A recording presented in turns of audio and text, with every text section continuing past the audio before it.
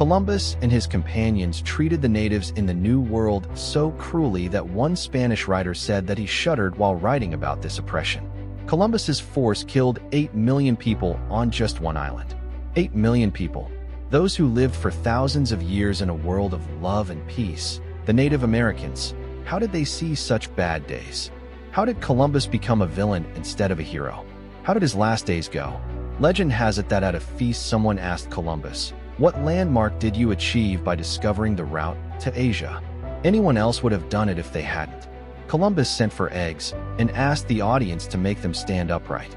People tried hard, but failed as eggs rolled in one direction or the other. Columbus picked up an egg, hit it on the table, cracked it a little, and then easily placed it upright on the table.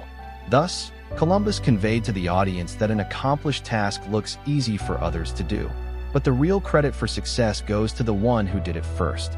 This incident may be a legend or a fictitious story, but Columbus once again impressed the Spanish rulers. He demanded that a large force be sent with him to the New World, or the New Asia, to enable him to bring gold from the territories he discovered, so that it could be deposited in Spain with the king and queen. He also lured the Spanish government with slaves, saying they would prove very good slaves in Spain.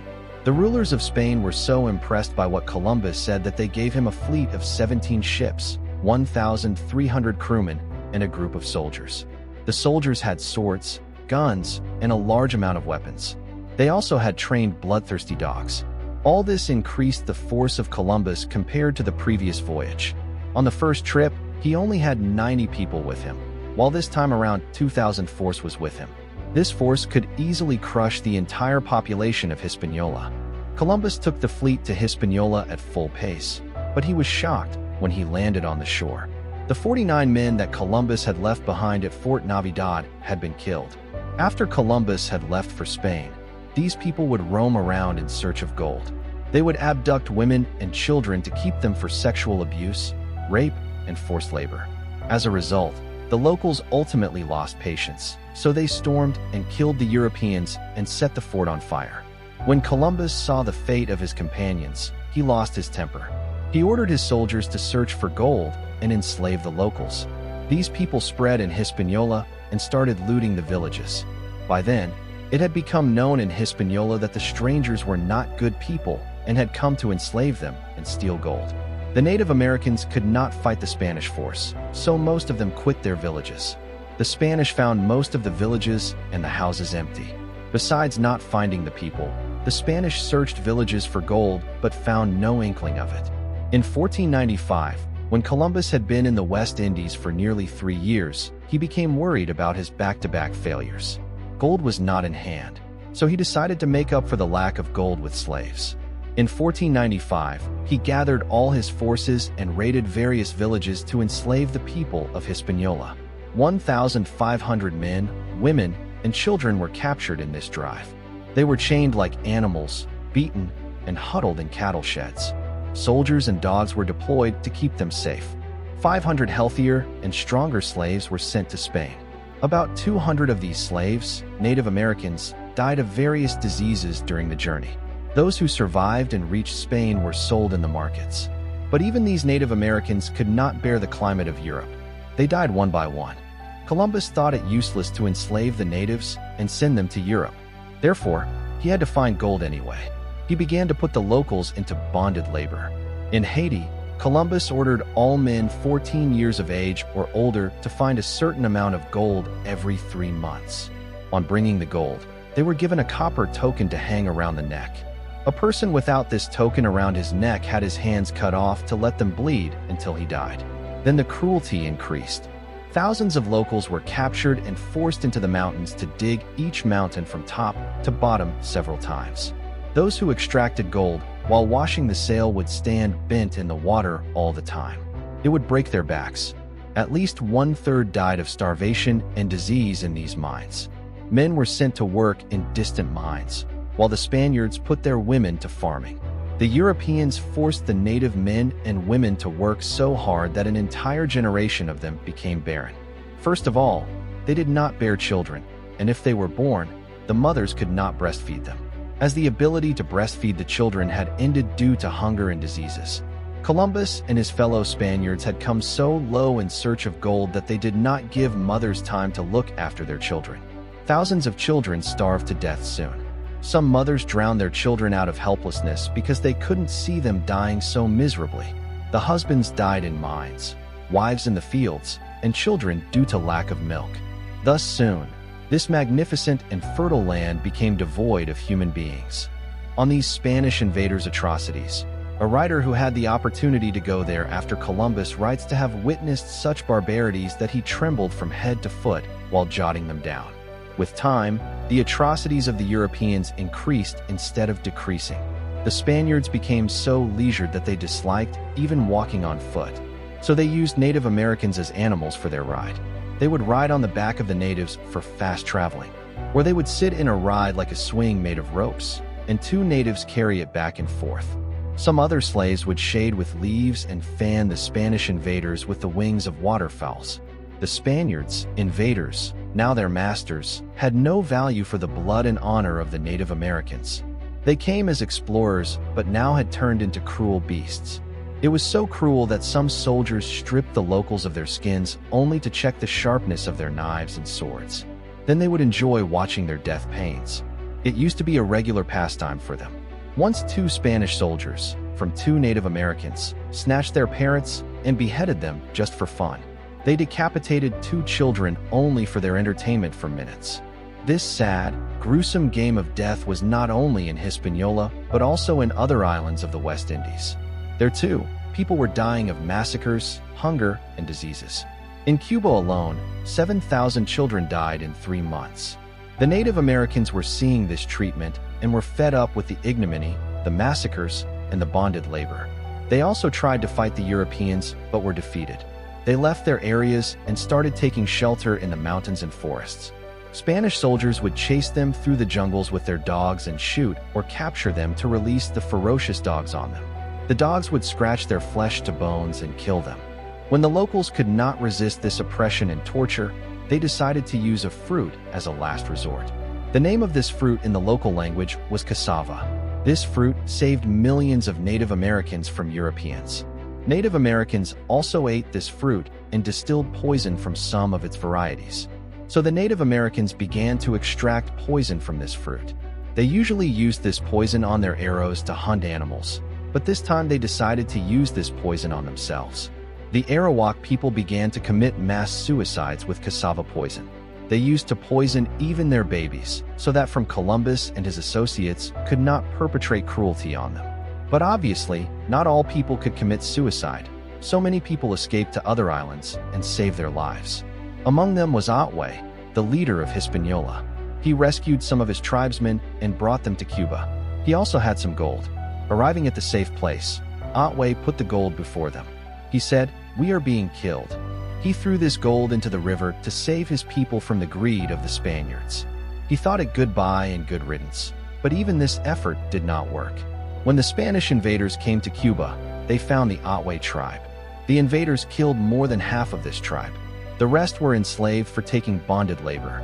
While they did not shoot or enslave their leader Otway, they tied him to a pile of dry wood and set it on fire. But before he died, Otway uttered some words that would embarrass European clergy for centuries. It goes like this. When Otway was being tied to a wooden stake, a priest asked him to feel Christ close to your heart to earn heaven for your soul instead of hell. Otway replied, "If heaven is where Christians like you go, I'd rather like to go to hell." Thus countless were killed by the gold-lusty people. If anyone was responsible for all this carnage and destruction, it was the leader of this lustful team, Christopher Columbus. Despite greed and cruelty, he did not send the promised amount of gold to Spain. Instead of gold, complaints galore against him reached the royal court. Columbus's stories of killing and brutalizing the Native Americans broke the hearts of many people in Spain. The downfall of Columbus was about to begin with the role of his two brothers. Columbus also brought his two brothers to Hispaniola. When Columbus returned to Spain for the second time in 1496, he put his brothers in charge of the island in his place. His brothers made the cruel system of Columbus even more dangerous. Columbus started this system by making it the duty of Native American chiefs to extract gold from the mountains under his supervision. But in the absence of Columbus, His brothers ended the policy of Columbus and directly exploited the Native Americans and gave contracts to their favorites. But the Spaniards brought to the New World were not given favors, so they and the local tribal chiefs became angry. The Spaniards were also angry that they believed Columbus's tales of gold. However, after reaching Hispaniola, they did not find any gold there. So these people rebelled against Columbus and his brothers and filed complaints against Columbus in the royal court of Spain. The court sent the Chief Justice of Spain to Hispaniola to investigate. By then, Columbus had reached South America, where Venezuela is today. Here too he was searching for gold like a madman, for he had hitherto believed that he had discovered Asia and China from the other side. As in Marco Polo's travelogues, if there is gold, it will be there, although he had clearly failed to explore the areas written in these travelogues. But he was not ready to understand, or perhaps he was not capable of it. So in Venezuela, he did not get gold, and he returned to Hispaniola. This time here his day of reckoning awaited him. The Spanish judge had arrived in Hispaniola and against Columbus had heard the complaints of the Spanish settlers and Native Americans. He heard against Columbus and knew his position gave the decision. Then he put Columbus and his two brothers in chains and sent the 3 prisoners to Spain in October 1500. But Columbus was very shrewd and had a lot of convincing power. So he prepared a letter to the rulers of Spain during his return journey. Although this letter was a desperate effort, it convinced the king and queen. He wrote, although he could not find the gold yet, he was very close to it. After reading the letter, the king and queen ordered his release and also had a meeting with him in Granada in December 1500.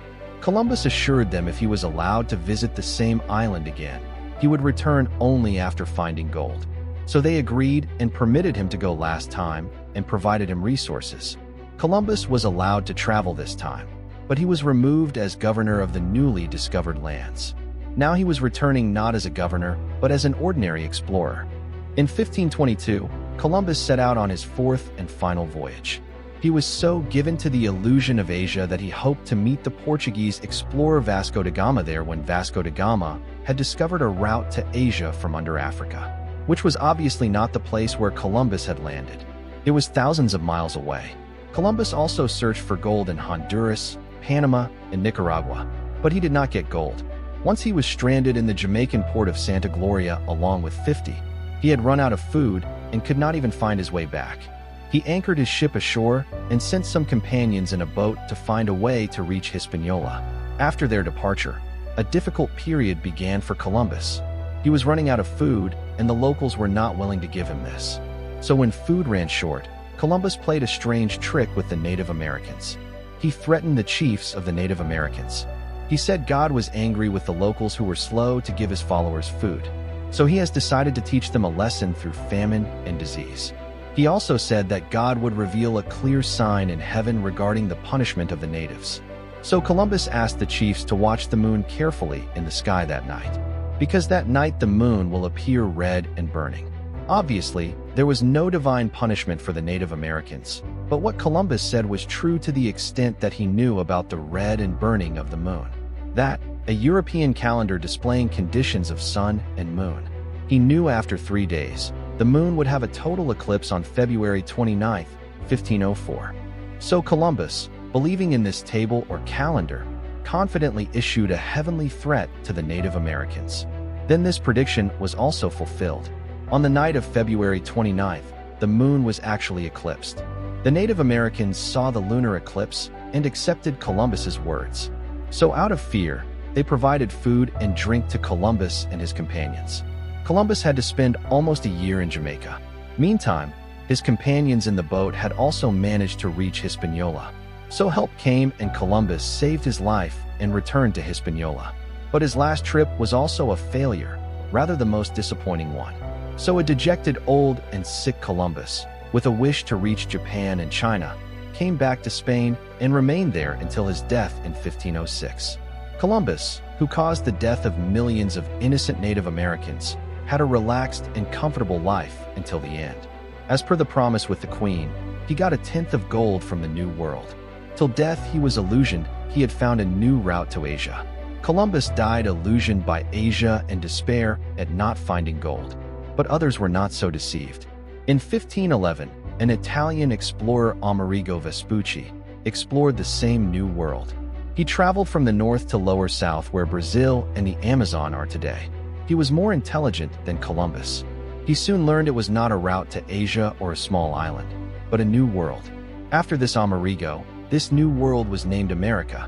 Columbus opened the door to the destruction of the Native Americans, but didn't shut with his death. Within 21 years of Columbus's arrival, Hispaniola had become fully empty. The 8 million people of this island whom Columbus thought Indians had perished by the carnage of Spaniard invaders, diseases, and dismay. According to David Steiner, author of American Holocaust, the destruction on Hispaniola was 50 times more than atom hit Hiroshima. The carnage that took place on the rest of the islands was a part of it. This is the island of Hispaniola, where millions of innocents are buried, who were killed by Columbus and the Spanish invaders. Instead of these people, Black Africans were settled here as they did not die of European-brought diseases like the Arawak people. Rather, they were immune to European diseases or were able to resist them. So the descendants of the joint slaves and white settlers are living here today. The black settlement in place of natives began a new era of slavery in America. The Arawak people, who were subjected to death and destruction by Columbus, did not completely eliminate. Those who survived the West Indies islands moved to South America.